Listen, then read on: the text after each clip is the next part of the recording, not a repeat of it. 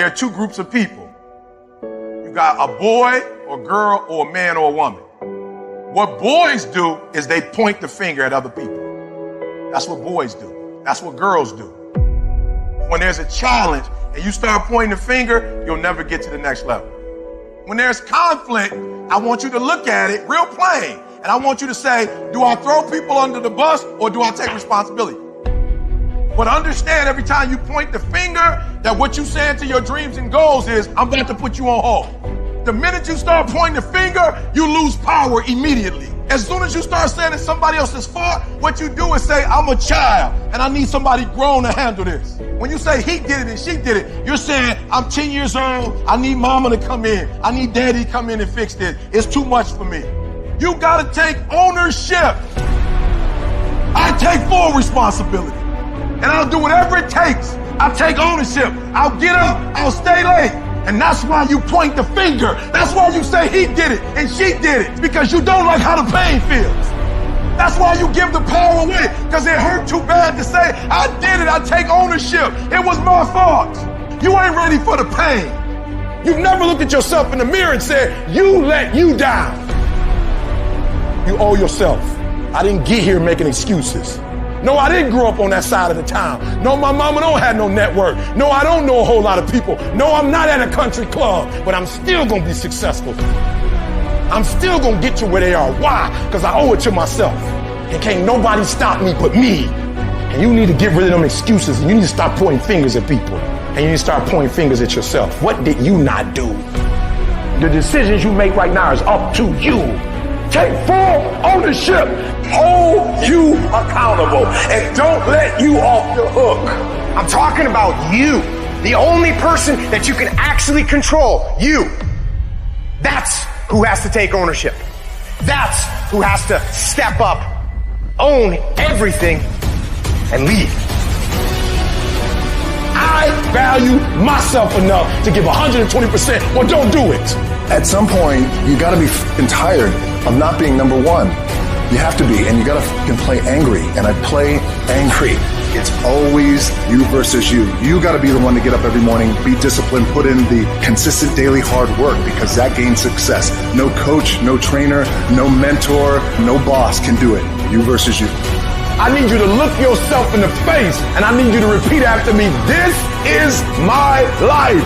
These are my dreams. I can have whatever I want to have. I can be whatever I want to be. I can go wherever I want to go. I can do whatever I'm bold enough, whatever I'm big enough, whatever I'm strong enough to dream. And what I need to do it is already inside of me.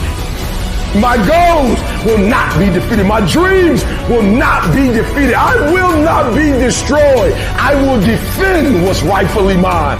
These are my dreams. This is my life. And from this day forward, I will live it. Take ownership. Take extreme ownership. Don't make excuses. Don't blame any other person or any other thing. Get control of your ego. Don't hide your delicate pride from the truth. Take ownership of everything in your world, the good and the bad. Take ownership of your mistakes. Take ownership of your shortfalls. Take ownership of your problems. And then take ownership of the solutions that will get those problems solved. Take ownership of your mission. Take ownership of your job, of your team, of your future, and take ownership of your life. And lead. Lead yourself and your team and the people in your life. Lead them all to victory. Another kind of instinct that you need to be on the lookout for, and this one is a liar. This one is a saboteur. This one is a backbiter. This is the instinct that says, you've had enough. You've given it your best shot.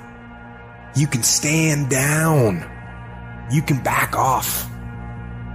You can rest now.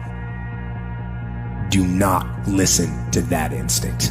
Do not listen.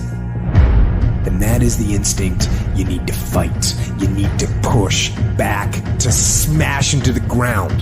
Train that instinct. Train it to say, get up, go, fight on.